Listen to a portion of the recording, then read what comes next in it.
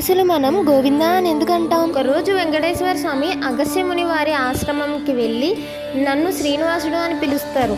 మీ ఆశ్రమంలో చాలా గోవులు ఉన్నాయంట కదా, నాకు ఒక గోవుని ఇవ్వగలరా అని అడుగుతారు. అందుకు ఆ ముని, గోవుని ఇవ్వడానికి నాకు ఎటువంటి అభ్యంతరం లేదు, కానీ వేదాల ప్రకారం ధర్మపత్ని లేనిదే గోధర్మం చేయరాదు అని అంటారు.